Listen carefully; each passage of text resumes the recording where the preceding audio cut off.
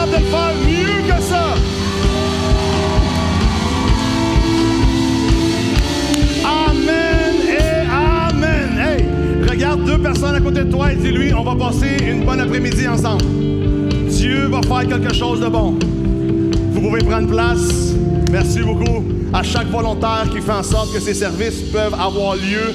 Et merci à vous d'être ici avec nous. Ce matin, le service de 10h le matin était incroyable. Et on va couper ça au montage, mais je pense que Dieu va faire mieux encore ici. De gloire en gloire et de victoire en victoire. Amen. Est-ce qu'il y a des personnes qui veulent vivre comme ça, de gloire en gloire, de victoire en victoire? Tantôt, Alexandre disait pour toi, c'est oui et amen. Ta prière, ta requête, ce que ton cœur veut amener devant Dieu, c'est oui et amen. C'est pas peut-être, c'est pas je vais y penser, c'est ça se peut que oui, ça se peut que non. C'est oui et amen. On vit sous l'alliance du oui et du amen, que Dieu nous entend, et si Dieu nous entend, il est bon, juste, fidèle pour nous exaucer. Amen. J'aime l'idée du thème du mois. Quel est le thème du mois? Pardon? Le mois de la récompense. Le 9e mois est le mois de la récompense. Jacob a eu 12 enfants et le 9e enfant s'appelait Isaacar. Et ce nom-là veut dire récompense. Et moi, je veux te dire ceci, durant ce 9e mois de l'année 2025, durant ce mois de septembre, Dieu va venir te récompenser. Tu vas recevoir la récompense de ta semence, tu vas recevoir la récompense des prières que tu as faites, chaque chose auquel tu as cru à Dieu, même la pensée que tu as eue, Seigneur, aide-moi. Seigneur, assiste-moi. Toutes ces choses-là, tu vas les récolter durant ce mois-ci. Et il manque combien de jours jusqu'au 30 septembre? Il manque 16 jours. Combien de jours? Dis avec moi, ça passe vite. Ça passe comment? Ça passe vite. Alors, je vais commencer à prêcher tout de suite. Regardez ce que la parole de Dieu dit dans Zacharie 9, verset 9. Zacharie 9, le peuple sort d'une saison de captivité, une saison difficile. Les choses ont été compliquées pour eux pour les 8 premiers mois de l'année. Et maintenant, on arrive au mois de septembre. Et voici ce que Dieu dit. « Sois transporté d'allégresse. » Est-ce que c'est trop fort? « Sois transporté d'allégresse, fils de Sion. Pousse des cris de joie, fille de Jérusalem. Voici ton roi, viens à toi. Il est juste et victorieux. Il est humble et monté sur un âne. Sur un âne, le petit d'une ânesse. Je détruirai les chars d'Éphraïm et les chevaux de Jérusalem, et les arcs de guerre seront anéantis. Il annoncera la paix aux nations, et il dominera d'une mer à l'autre, depuis le fleuve jusqu'à l'extrémité de la terre. Et pour toi, pour qui? Et pour toi. Quand la Bible dit « et pour toi », c'est très direct envers toi. Ça dit ceci, « À cause de ton alliance scellée par le sang de Jésus-Christ à la croix, je retirerai tes captifs de la fosse où il n'y a pas d'eau. » Et ensuite, ça dit, « Retournez à la forteresse, captifs pleins d'espérance, parce qu'aujourd'hui encore, je vous l'annonce, je te rendrai le double. » La parole dit, « Je te rendrai le double. » J'aime l'idée que durant le mois de septembre, la parole que Dieu nous a mis à cœur, que l'Esprit de Dieu nous a inspiré, c'est le mois de la récompense. Alors, tout le monde ici va recevoir le double. Le double. Je vais le dire ici. Non, le double pour toi. Le double là. Le double pour toi. Le double pour toi. Le double de quoi? Une récompense double. Une récompense de paix. Plus de paix dans ta maison. Une meilleure relation avec ta femme. Une meilleure relation avec ton patron. OK. Ton entreprise prospère au double. Tes idées prospèrent au double. Pourquoi pas une offre d'emploi avec un salaire doublé? Pourquoi pas le double des clients que tu as eu au mois d'août, tu vas avoir le double au mois de septembre? C'est pas moi qui le dis, c'est la parole de Dieu. Ça dit, je vous annonce, je vous rendrai le double. Tout ce qui vous a été peut-être enlevé, perdu dans le chemin à cause de toutes sortes de circonstances ou de situations, la promesse de Dieu, c'est je te donne le double. Comment recevoir le double? Comment faire en sorte que le mois de septembre, le mois de la récompense, soit un mois effectif pour toi? L'idée, c'est que ça ne soit pas un mois de plus, c'est que ça soit le mois. Je ne sais pas de ce côté-là s'il y en a qui veulent que ce soit un mois de plus qui t'amène vers la fin de l'année ou que ce soit le mois qui te propulse vers la fin de l'année. Le mois où tu dis, ah Seigneur, moi, au mois de septembre, j'ai reçu le double de la récompense. Au mois d'octobre, je vais recevoir plus. En novembre, je vais croire encore. Et en décembre, je vais finir en force. Que le reste de l'année soit quoi? Hein? Que le reste de l'année soit la meilleure partie de l'année. Je ne sais pas comment se sont passés les 8 premiers mois, mais moi, je suis venu te dire ce matin que le reste de l'année va être la meilleure partie de ton année. N'abandonne pas, ne lâche pas, ne laisse pas tomber, parce que le reste va être la meilleure partie. La parole dit des choses comme « frappe et tu vas trouver ». Pardon, « demande et on va te donner ». Ça veut dire qu'il y a des choses qui se produisent rapidement. Tu demandes et ça arrive tout d'un coup. Ensuite, ça dit que « cherche et tu trouveras ». Il peut y avoir des choses que ce n'est pas évident. Il faut les chercher. Il faut chercher la formule. Mais la promesse est que si tu cherches, tu vas trouver. Ensuite, ça dit, frappe, et quoi? Et on t'ouvrira. Ça veut dire que peut-être, tu arrives devant une porte qui est fermée. Il y a trop de croyants qui se pointent devant une opportunité. Ils ne voient pas l'opportunité s'ouvrir. Mais la Bible dit, frappe et on va t'ouvrir. Frappe et on va t'ouvrir. Laisse-moi te dire ceci. Je ne sais pas qu'est-ce que tu vas utiliser pour les 16 prochains jours, mais tu as 3 options. Frappe, demande, cherche. Et une chose est garantie, le double va venir vers toi. Le double de Dieu. Dans chaque domaine de ta vie, chaque domaine, intérieur, extérieur, famille, santé, relations, études, immigration. Est-ce que les personnes ici, immigration, ça va aller 2 fois plus vite? Le dossier va 2 fois plus vite. Tout ce qui a été bloqué, ça va aller 2 fois plus vite. Dieu va faire des choses incroyables. Tu vas être réuni avec ta famille plus vite que tu le penses. N'abandonne pas. Et regardez ce que ça dit.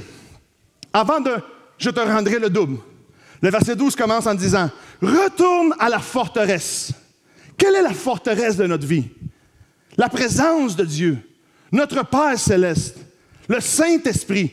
C'est les forces que nous avons de Dieu. La parole dit l'amour de Dieu, le salut en Jésus-Christ et la communion avec le Saint-Esprit. C'est la forteresse que nous avons. La chose que vous et moi ne pouvons pas nous détacher ou de reculer d'un pas, c'est la présence de Dieu dans notre vie. Il est en train de dire à ces personnes-ci dans le verset 9, dans le verset 10, dans le verset 11, les choses vont changer. La captivité va être finie. Il y a des personnes captives de toutes sortes de choses. Captifs de mauvaises relations, captifs de l'amour de l'argent incontrôlé, captifs d'addiction, de drogue, d'alcool, de pornographie, de toutes sortes de choses. Captifs émotionnellement. Mais la Bible dit, l'idée de Dieu, c'est que vous soyez complètement libres afin que vous puissiez vivre une vie de plénitude. Que rien ne vous attache, mais que vous viviez dans la liberté de Dieu absolue. Et au verset 12, ça dit, afin que vous puissiez changer de saison, afin que vous puissiez rentrer dans le nouveau de Dieu. Dis avec moi le nouveau de Dieu. Dieu est un Dieu créatif. Regardez-vous, par exemple, est-ce qu'il y a des personnes mariées ici? Je veux voir les mains de ceux qui sont mariés. Mariés et contents. OK, il y a plus de mains qui se lèvent. Ou il y en a qui attendent que la mort vous sépare. OK. Regardez ceci. Nous autres, Marie, regardez notre créativité. Quand ta femme te dit « Est-ce que tu m'aimes? » Oui. Quelle est la question qu'on déteste? Pourquoi tu m'aimes? Là, tu commences à penser. Parce que tu es belle, tu es une bonne maman, tu m'encourages. Diana, tu commences à mentir aussi, tu es toujours avec moi, tu me supportes. Tu prophétises. Hein? Tu appelles à l'existence des choses qui n'existent pas. Mais regarde la créativité de Dieu. 7000 promesses. Il a parlé sur toi 7000 fois de façon positive. Tu es la tête et non la queue. Tu es appelé à être en haut et non en bas. Dans le succès, non dans l'échec. Déjà là, 6 promesses. Et ainsi de suite, la parole de Dieu, Dieu nous fait des promesses incroyables. Admirable, la Bible dit. Mais l'idée, pour que je puisse rentrer dans la nouvelle réalité de Dieu, il dit à ces gens-là, retournez à votre forteresse. Que votre forteresse soit la présence de Dieu. Qu'on aime parler avec notre Père céleste. Je ne comprends pas les gens qui ne parlent pas avec Dieu. Parce que la Bible dit, amenez-moi, faites-moi connaître vos requêtes, et je entendrai et je répondrai. Alors, quelle est la difficulté? de s'approcher de Dieu, sachant qu'il existe et qu'il nous écoute. Et qu'on vit sous une alliance du oui et du amen. Vous me suivez? C'est retourner à la forteresse, à ce lieu secure-là. Votre lieu secure, c'est savoir que Dieu marche avec vous. C'est savoir que vous êtes sous une nouvelle alliance, pardonnée par le sang de Jésus, et que vous avez le privilège d'être appelé enfant de Dieu.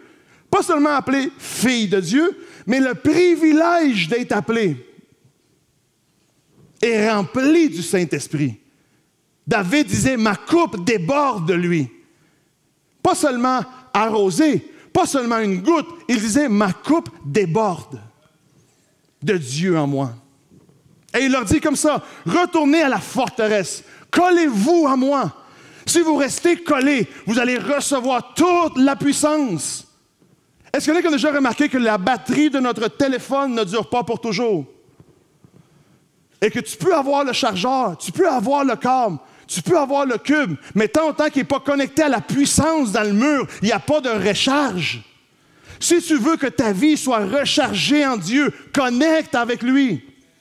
Ce n'est pas suffisant de connaître les histoires de Dieu, il faut connaître le Dieu de l'histoire. Amen. C'est ce qui change tout. J'aime que Jésus disait, « Ah Seigneur, je te connais à un point tel, je te remercie parce que tu m'exauces toujours. » Quelle prière! Que durant les 16 premiers jours, tu puisses coller à Dieu de façon telle que tu puisses dire la même chose que Christ a dit, « Seigneur, je te rends louange, gloire et honneur parce que tu m'exauces toujours. » Tu m'exauces toujours.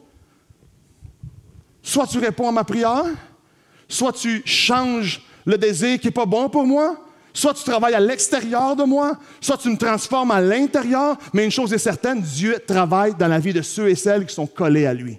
Une recharge à chaque domaine, une recharge dans chacun des niveaux. La présence de Dieu n'est pas impartielle. Avez-vous déjà invité des personnes dans un party qui étaient juste dans un coin? Puis la seule chose qu'ils faisaient, c'est... Habituellement, c'est un Québécois, ça. Ça danse pas fort, des fois.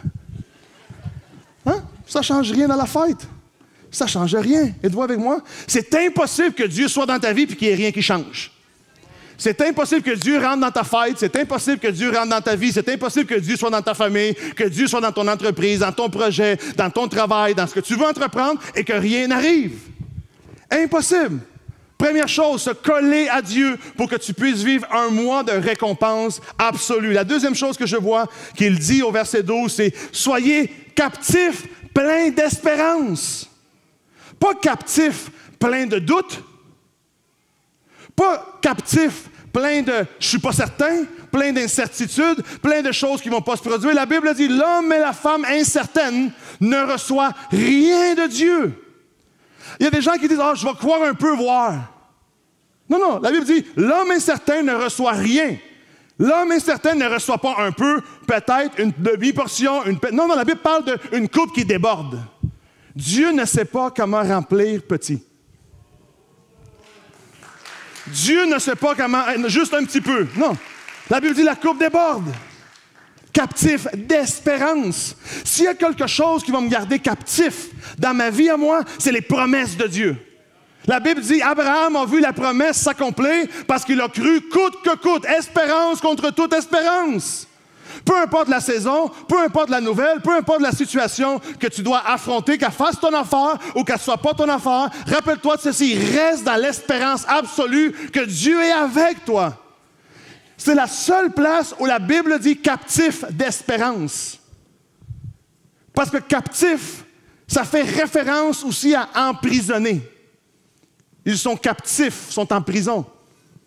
Zacharie est en train de dire au peuple ici, il dit, les amis, restez collés à Dieu et restez captifs de ses promesses. Reste pas captif dans la crainte, reste pas captif dans l'incrédulité, dans le manque de foi, dans le manque de conviction, dans des pensées qui disent « Ah, rien va changer, le temps passe » ou des mensonges qui disent « Ah, le temps va arranger les choses ». Non, le temps arrange rien. Le temps fait juste te rendre plus vieux, plus amer. Si tu n'interviens pas, si tu ne prends pas contrôle. La parole de Dieu dit que si je change, tout change. Alors pourquoi il dit à ces personnes-là captifs? Parce qu'ils venaient de passer des générations en prison. Maintenant, au lieu d'être en prison de vos ennemis, au lieu d'être emprisonné à cause de la culpabilité, emprisonné à cause des choses que tu fais, que tu penses que Dieu est fâché contre toi, au lieu d'être captif de ça, sois captif de l'espérance que Dieu est avec toi et pour toi, que Dieu est capable de faire au-delà, plus, tout ce que tu demandes ou même imagines. Captif de la promesse. Quelles sont les promesses que Dieu t'a faites?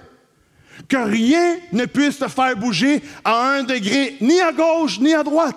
Si Dieu t'a promis quelque chose, Dieu va l'accomplir. La Bible dit, il est juste fidèle. Il n'est pas un homme pour mentir. S'il l'a accompli, il va le faire.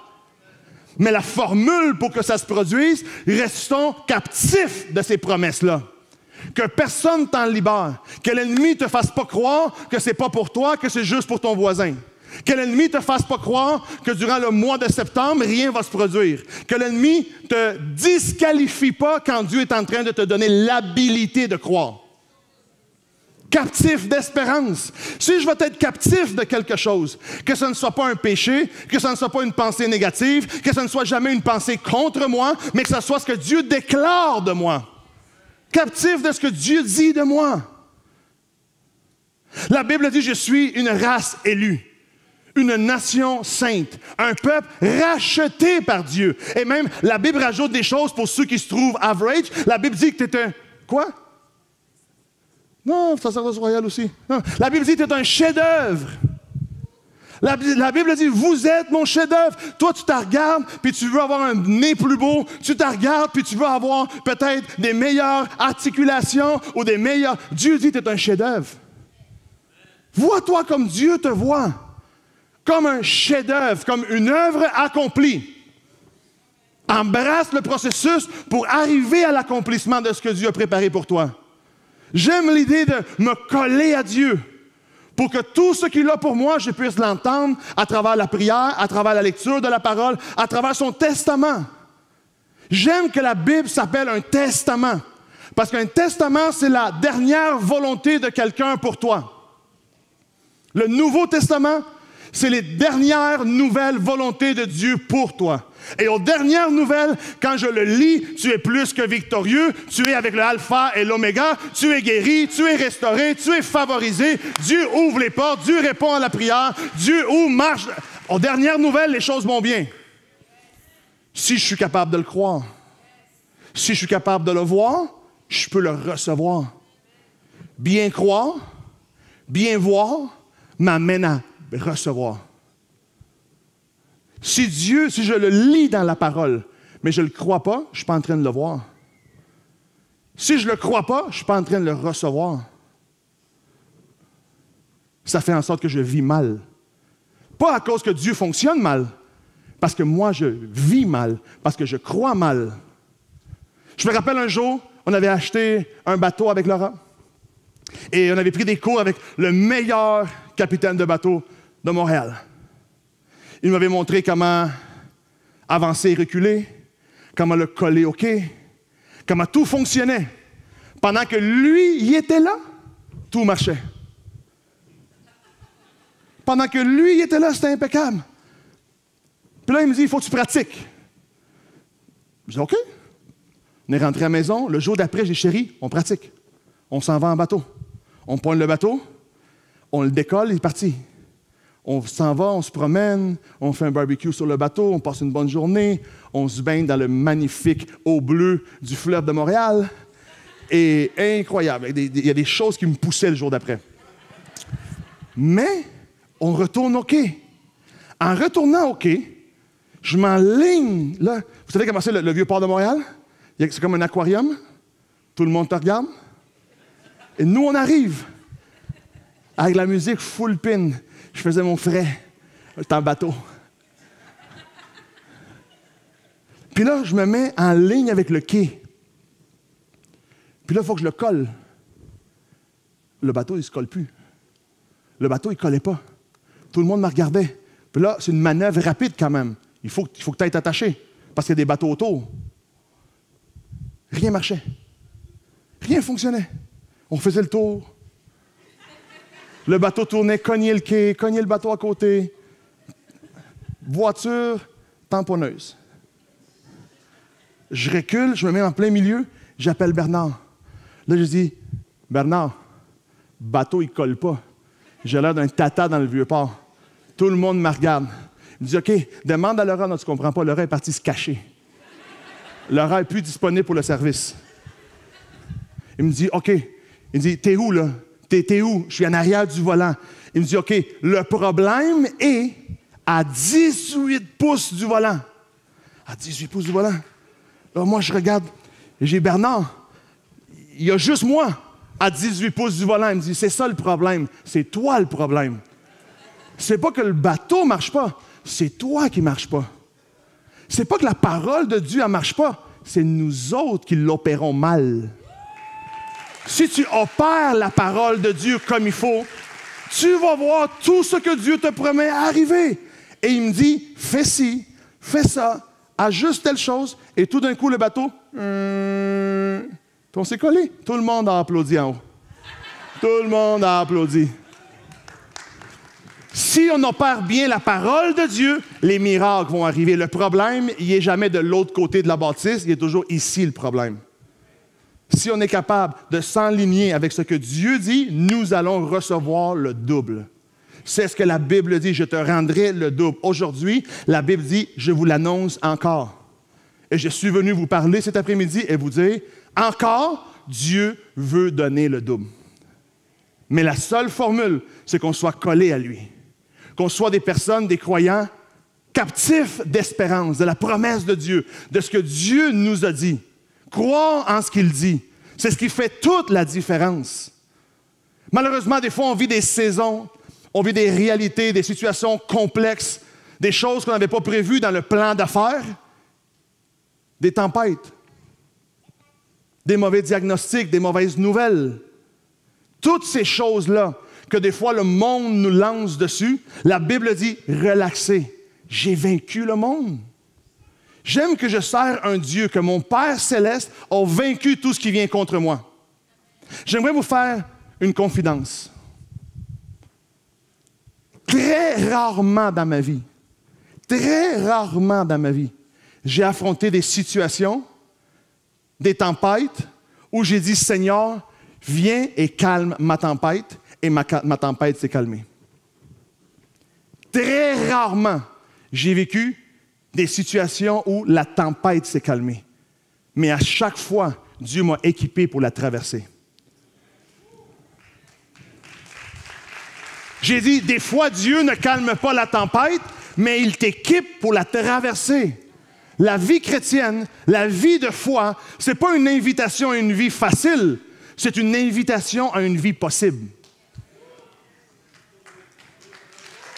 Parce que des fois, il y a des gens qui commencent leur vie chrétienne et parce qu'il y a un mauvais mardi puis un mauvais jeudi, ils abandonnent. Ici, ça dit « reste captif ».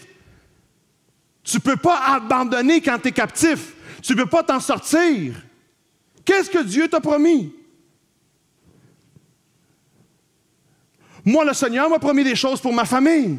Le Seigneur m'a promis des choses pour mes enfants. Je lis dans la parole de Dieu la volonté de Dieu pour moi, bonne, agréable et parfaite. Et j'ai dit, Seigneur, tant autant que ma vie soit pas bonne, agréable et parfaite, 7 jours par semaine, 30 jours par mois, 365 jours par année, j'abandonnerai pas.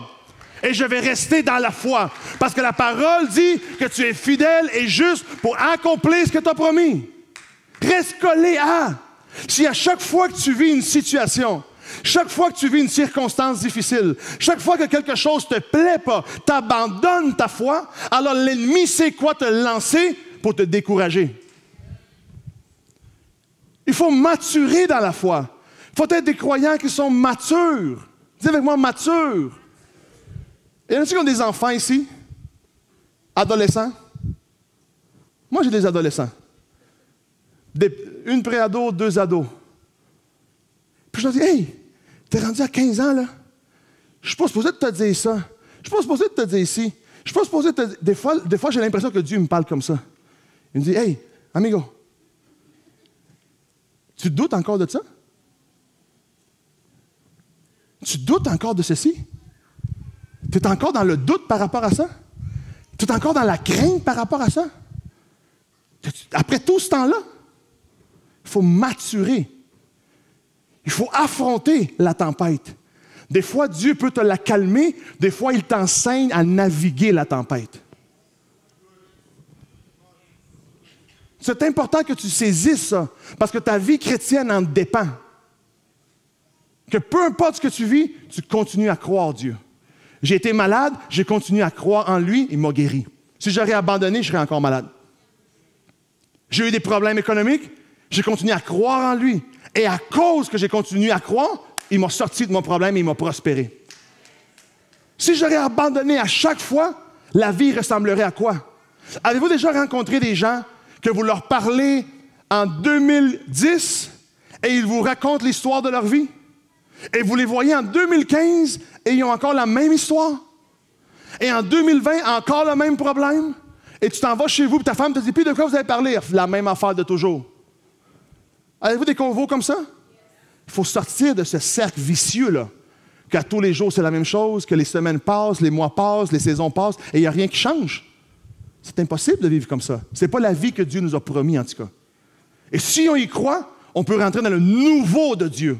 Ces gens-là, après la captivité, après l'esclavage, après des saisons dégueulasses, après 8 mois difficiles, Dieu dit, encore aujourd'hui, je vous annonce, je vous rendrai le double. Mais pour le recevoir, soyez des personnes connectées à moi. Soyez des gens qui croient dans la promesse coûte que coûte. J'aime que la Bible dit, soyez pas parfaits. La Bible dit, croyez seulement. Parce que des fois, on se disqualifie à cause de qui nous sommes.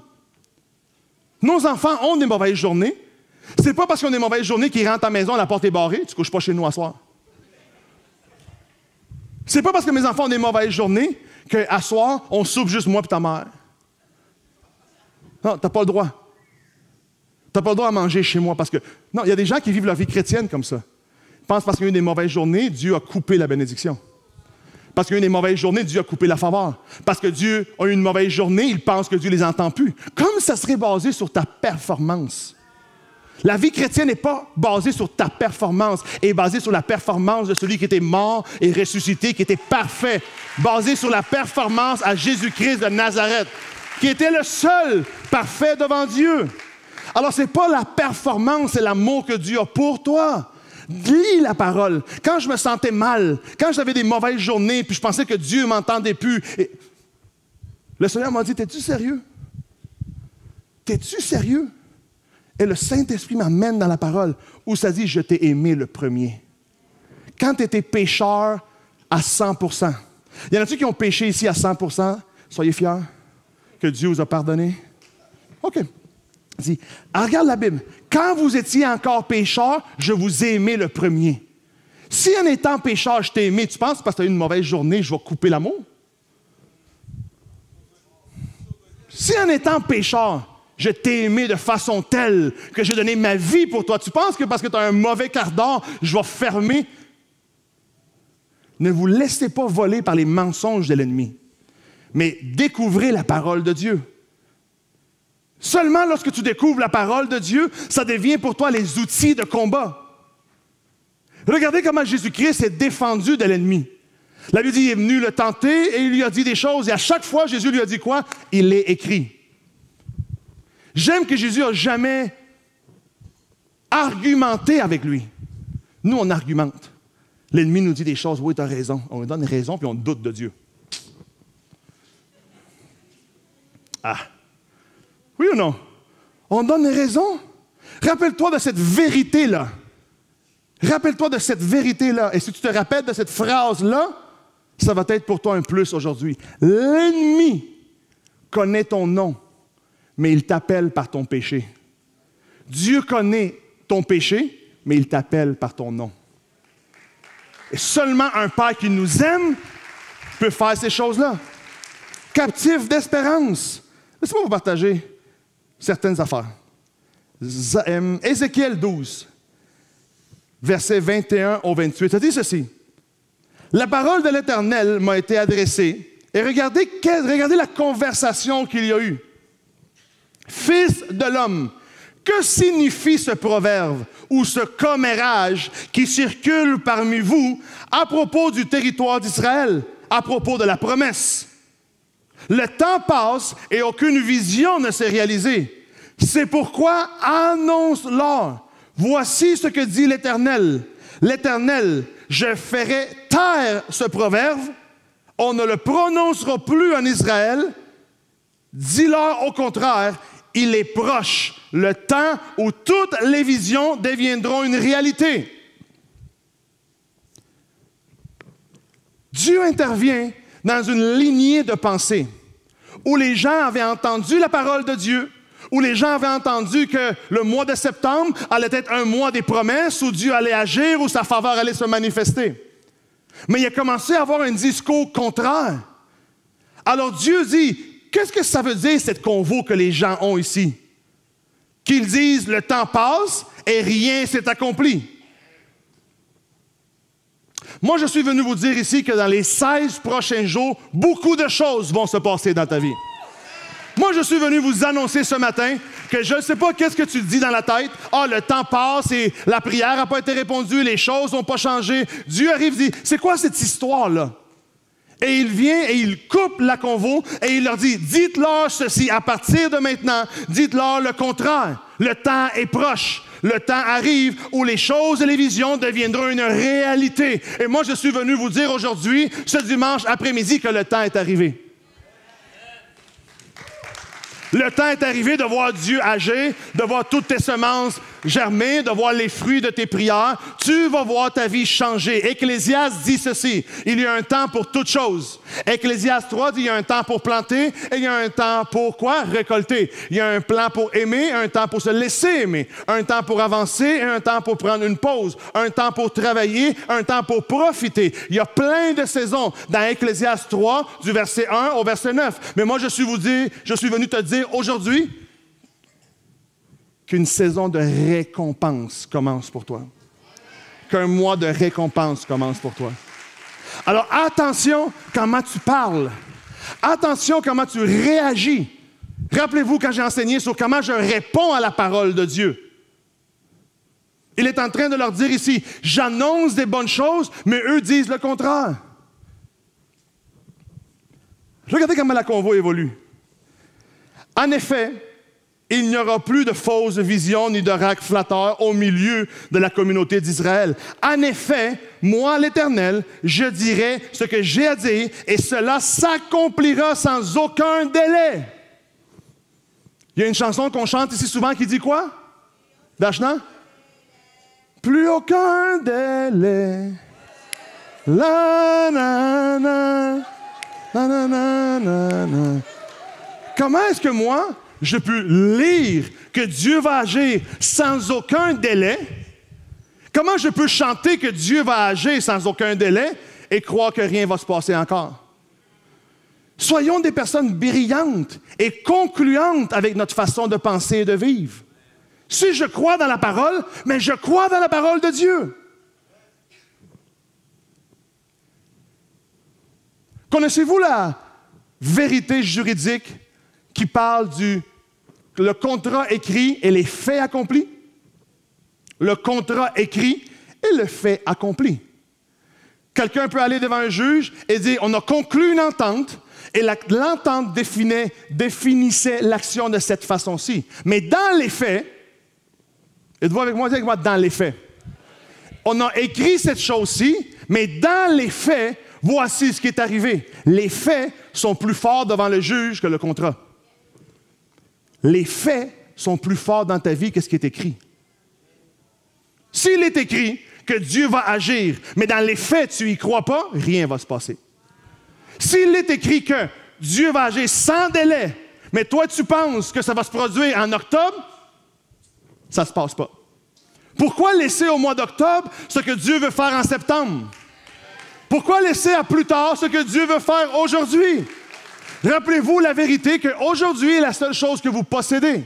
Moi, j'espère, je souhaite et je prie que vous ayez une semaine extraordinaire, qu'aujourd'hui, tu puisses recevoir une semence dans ton esprit pour que tu puisses vivre la meilleure semaine de ta vie jusqu'à aujourd'hui. Que lundi soit glorieux, que mardi soit merveilleux, que mercredi soit next level, que jeudi soit une journée de bonnes nouvelles, que vendredi, des personnes t'appellent avec des nouvelles opportunités. C'est ce que je souhaite pour toi. Mais la vérité est que rien n'est garanti. Rien n'est garanti. Ce que nous avons de garantie, c'est le temps de maintenant. C'est pour ça que la foi se conjugue au présent. La foi, la Bible dit, maintenant la foi est. C'est pas maintenant la foi sera. C'est pas maintenant la foi peut-être. C'est non, maintenant la foi est. La foi est une action présente. Est-ce qu'aujourd'hui, tu es capable de commencer un rallye de 16 jours de saison de récompense?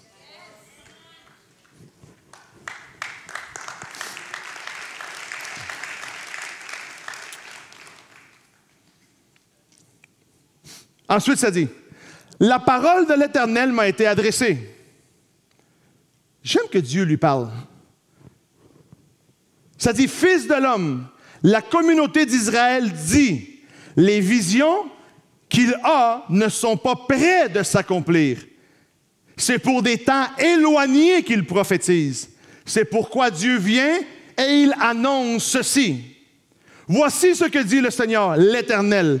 Il n'y aura plus de délai pour aucune de mes paroles. La parole que je prononcerai s'accomplira, déclare Dieu.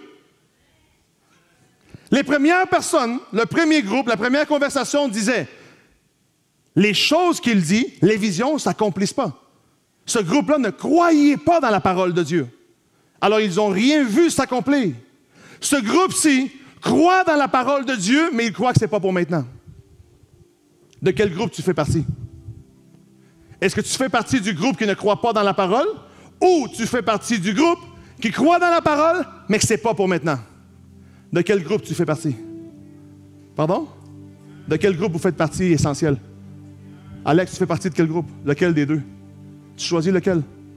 Tu peux pas croire ou tu peux croire, mais pour demain. Tu crois dans quoi? Quel groupe? Pardon? Aucun des deux? Vous, madame en arrière? Vous, monsieur? Carole, tu crois dans quoi? Aucun des deux? Yannick, tu crois dans quoi? OK. Ici, on croit dans rien de ça. Nous, on croit que Dieu va faire le double maintenant. Que Dieu amène une saison de faveur maintenant. Que Dieu va être glorieux maintenant. Que ma saison change aujourd'hui. Que les 16 prochains jours qui me restent à vivre du mois de septembre 2025 vont être des journées touchées, favorisées, des portes ouvertes, des opportunités nouvelles. Dieu va amener dans ma vie les récompenses. Dieu est juste et fidèle pour accomplir chacune des choses qu'il m'a promis. Et je vais vivre un 16 jours exceptionnel. Commence à compter dès maintenant. Le 30 septembre, au plus tard, le 30 septembre, tu vas pouvoir dire « Wow! » Prends ton téléphone. Va pas sur Instagram tout de suite. Prends ton téléphone, va dans ton calendrier. Va au 30 septembre, crée un événement. Et le titre de l'événement, c'est « Wow! » en majuscule. Wow! Quand je vais arriver au 30 septembre, je vais regarder ma famille, je vais dire wow! Je vais regarder mon entreprise et je vais dire wow! Je vais aller au courrier voir les nouvelles d'immigration, je vais dire wow! Je vais ouvrir mon courriel et je vais dire wow! Je vais répondre au téléphone et je vais dire wow! Je vais regarder mon économie et je vais dire wow! Je vais regarder ma santé et je vais dire wow! Je vais regarder ma relation avec ma famille et je vais dire wow! Wow! Quel mois de septembre exceptionnel! Par la grâce de Dieu, des choses glorieuses vont s'accomplir.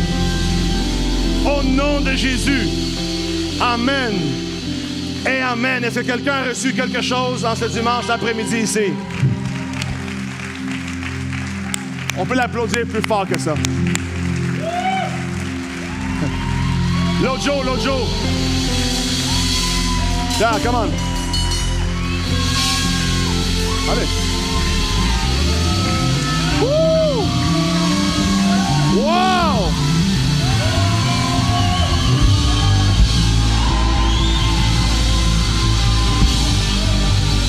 Wow!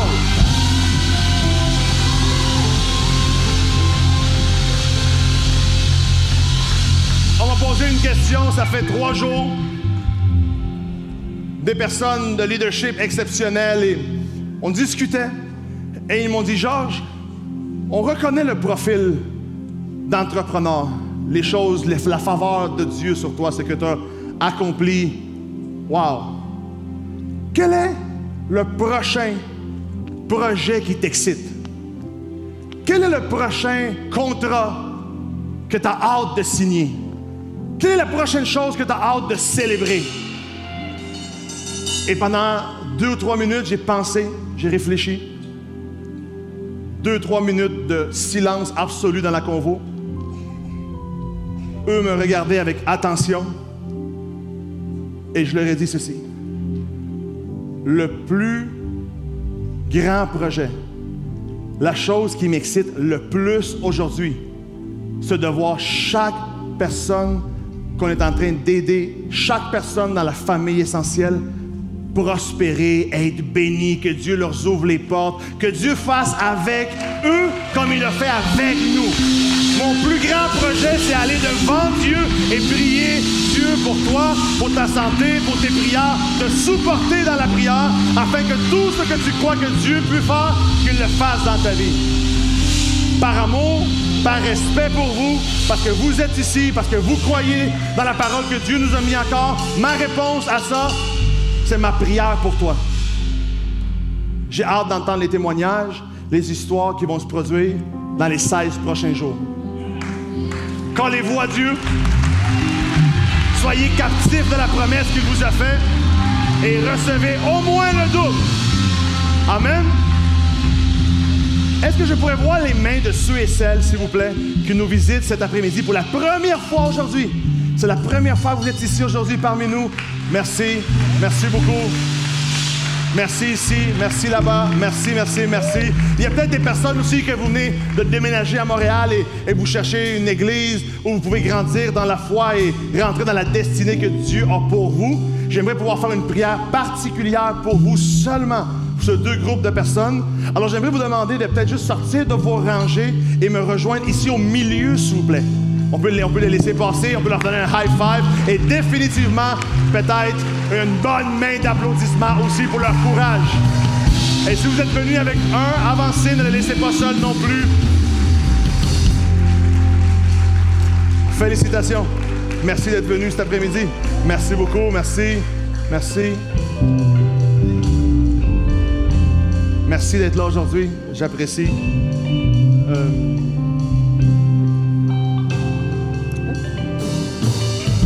Faites bien de venir. Faites bien de venir. La parole dit quelque chose qui est tellement rassurant pour nous. La parole est rassurante en elle-même quand elle dit Dieu ne fait exception de personne. Si Dieu est capable de toucher la vie de quelqu'un, guérir le cœur d'une situation, pourvoir, travailler dans l'immigration, t'aimer, t'accepter, Dieu peut le faire pour toi aussi. Et surtout, te faire entrer dans une nouvelle destinée. J'aime que la parole dit, la vie que Dieu a pour nous, bonne, agréable et parfaite, est remplie d'abondance. Et je pense que c'est la vie que nous méritons. Être aimés par un Père céleste qui est parfait, qui nous aime d'un amour parfait. Le reste, c'est pas de la vie. Les frustrations, la tricherie, la tromperie, les pressions, c'est pas vivre ça. Ça, c'est exister. Le désir de Dieu, c'est que tu puisses rentrer dans ta destinée qui va changer ta vie complètement. J'aimerais faire une prière pour vous, si vous me donnez le privilège, et demander aussi à l'Église de prier pour vous.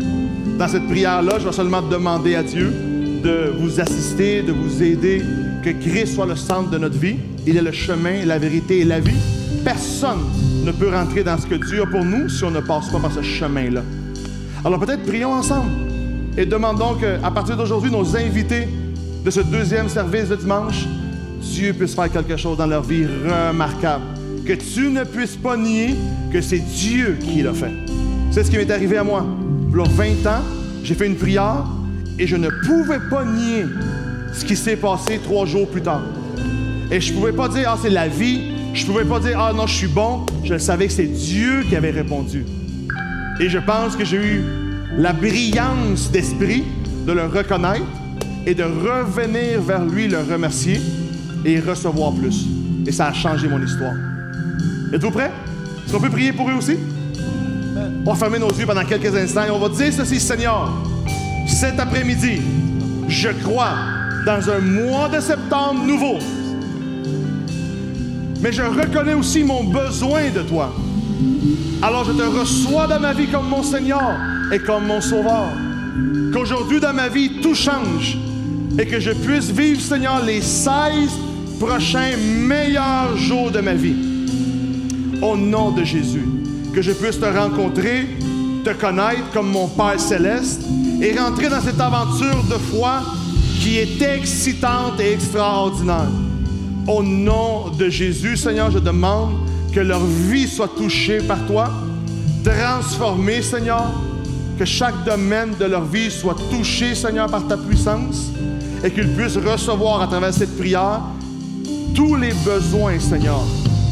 Toutes ces choses-là qui ont besoin d'être arrangées dans leur vie, qu'au nom de Jésus, tout change maintenant pour la gloire de Dieu. Au nom de Jésus, Amen et Amen. Seigneur, nous croyons